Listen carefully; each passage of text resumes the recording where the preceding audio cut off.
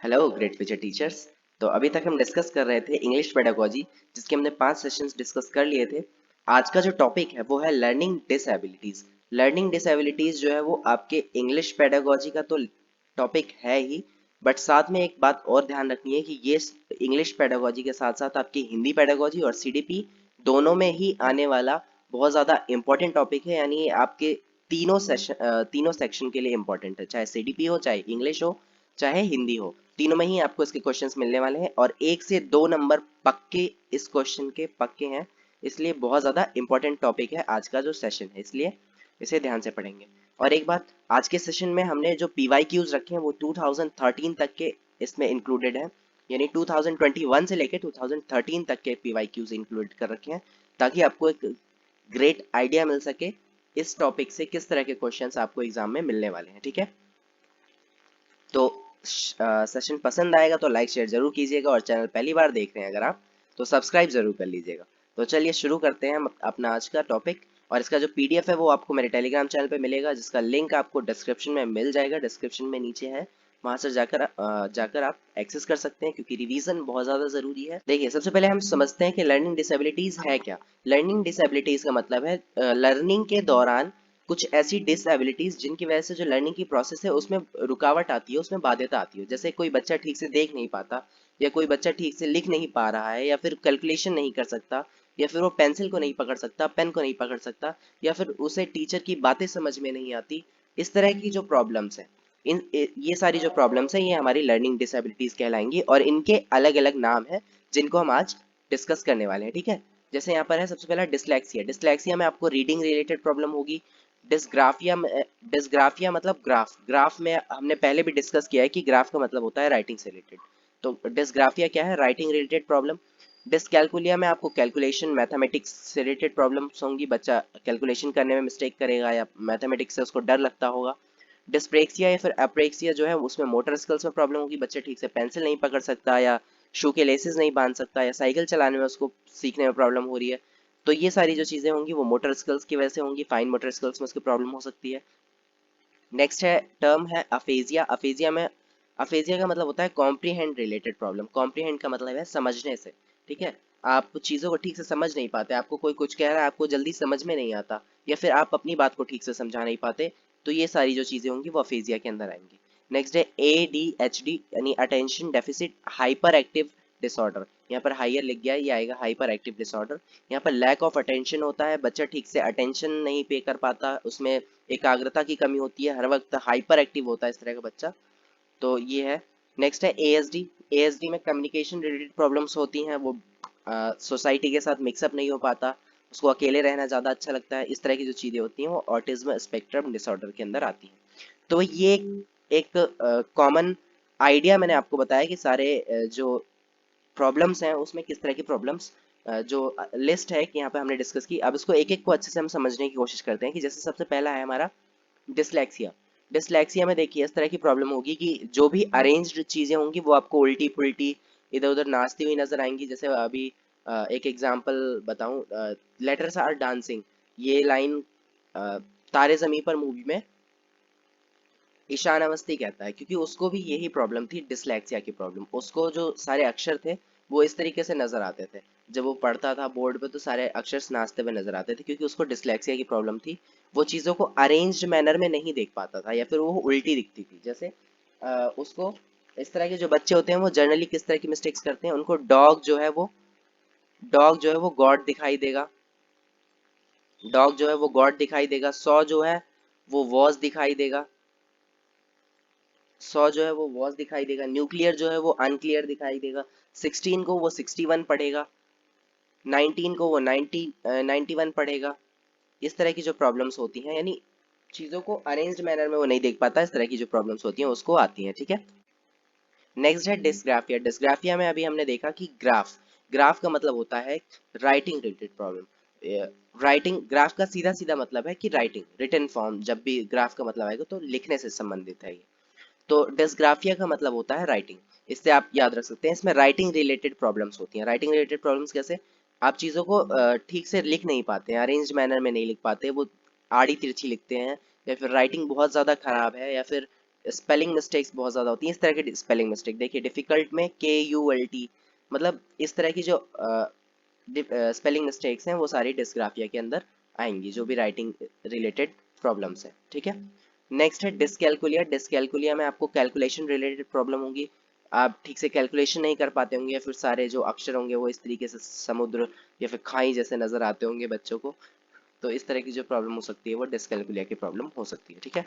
Next है dyspraxia या फिर अप्रेक्सिया। डिस्प्रेक्सिया और अप्रेक्सिया जो दोनों टर्म है वो थोड़े सिमिलर टर्म्स हैं, मतलब लगभग सिमिलर टर्म्स हैं, जिसमें मोटर स्किल्स में प्रॉब्लम हो सकती है। जैसा मैंने अभी बताया था कि साइकिल चलाने में प्रॉब्लम होगी, या फिर शू के लेसेस ठीक से नहीं बांध पाते, या फिर पेंसिल पकड़ने में प्रॉब्लम होगी, पेंसिल को ठीक से नहीं पकड़ पाते। तो जो फाइन मोटर स्किल्स हैं उसमें आपको प्रॉब्लम, या फिर बच्चा जो है उसको प्रॉब्लम हो सकती है, तो उसको किस तरह की प्रॉब्लम होगी, डिस्प्रेक्सिया कहलाएगी वो। नेक्स्ट है अफेजिया या फिर डिस्फेजिया। डिस्फेजिया और अफेजिया जो है वो लगभग सिमिलर टर्म्स है, जिसका मतलब होता है कॉम्प्रीहेंड करने में प्रॉब्लम, समझने और समझाने में दिक्कत। यानी जैसे ये बच्चा है, ये कहना चाहता है आई लाइक कैट, तो वो ये कहना तो चाहता है बट वो कह नहीं पाता। आई कैट, मतलब अपनी बात को ठीक से समझा नहीं पाता, ठीक है। और वहीं उसको दूसरों की बात को समझने में भी प्रॉब्लम हो सकती है, ठीक है। तो समझने समझाने से रिलेटेड जो भी प्रॉब्लम्स होंगी वो किसके अंदर आएंगी, अफेजिया के अंदर। नेक्स्ट है ADHD यानी attention deficit hyper activity disorder. ये इसके कुछ सिम्टम्स हैं। यहाँ पर बच्चा जो है वो बिल्कुल अशांत रहता है, हमेशा उछल कूद भाग दौड़, इस तरह के जो बच्चे होते हैं उस तरह हाइपर एक्टिव होते हैं।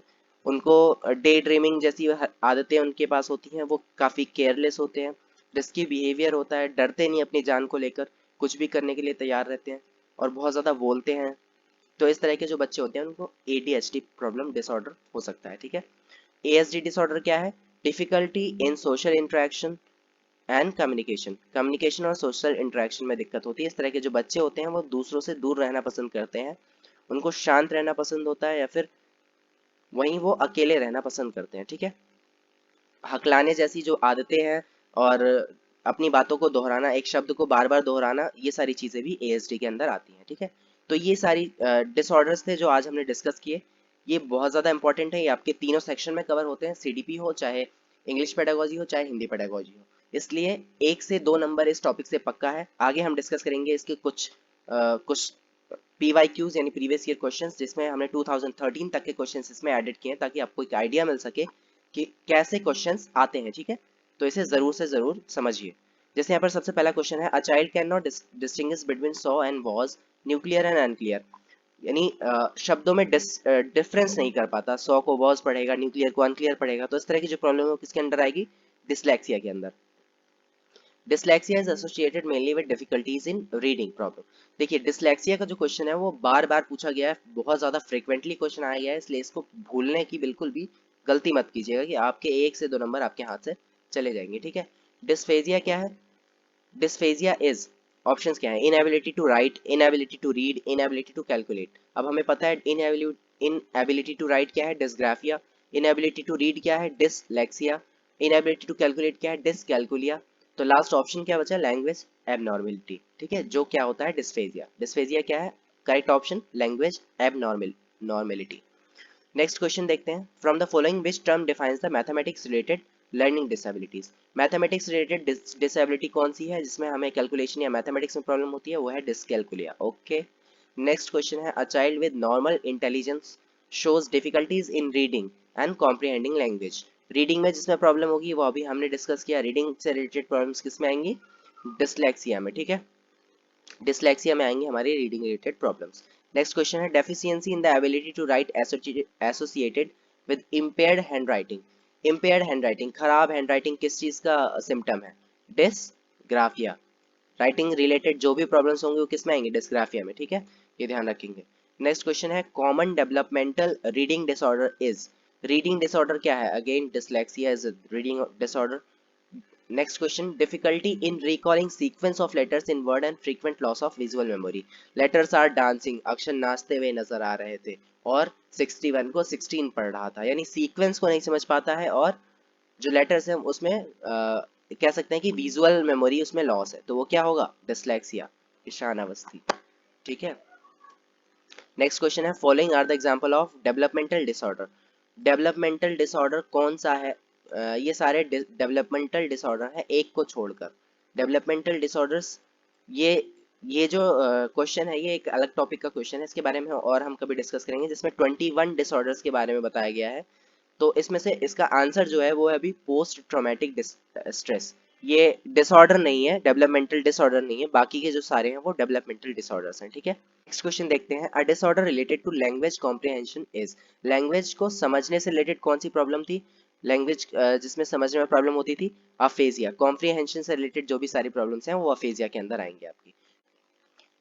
तो ये सारे क्वेश्चंस थे हमारे सीटेट के, और अलग अलग टेट्स के मैंने इसमें सारे क्वेश्चंस ऐड किए थे, CTET, UP TET, U TET, और भी बहुत सारे क्वेश्चंस हमने अलग अलग प्रीवियस ईयर्स क्वेश्चंस इसमें ऐड किया था, ताकि आपको एक आइडिया मिल सके कि क्वेश्चंस आएंगे कैसे। और ये बात आपको पता है कि एग्जाम आपका ऑनलाइन होने वाला है और सिलेबस बिल्कुल भी चेंज नहीं हुआ, तो क्वेश्चंस आपको ऐसे ही देखने को मिलने वाले हैं। इस चीज़ को आपको रिवाइज जरूर करना है, क्योंकि यहाँ पे जो सारे टर्म्स हैं वो सारे के सारे सिमिलर हैं, और सिमिलर होने की वजह से आपको बाद में पक्का कंफ्यूजन होने वाली है। इसलिए इस सेशन को बार बार देखिएगा, एग्जाम से पहले रिवाइज जरूर करके जाइएगा, ठीक है। सेशन पसंद आया हो तो इसे लाइक जरूर कीजिएगा, शेयर कीजिएगा, और पहली बार चैनल देख रहे हैं तो सब्सक्राइब कर लीजिए और जुड़े रहिए हमारे साथ। मिलते हैं नेक्स्ट वीडियो में एक नए टॉपिक के साथ, तब तक अपना ख्याल रखिए, bye bye, have a good day.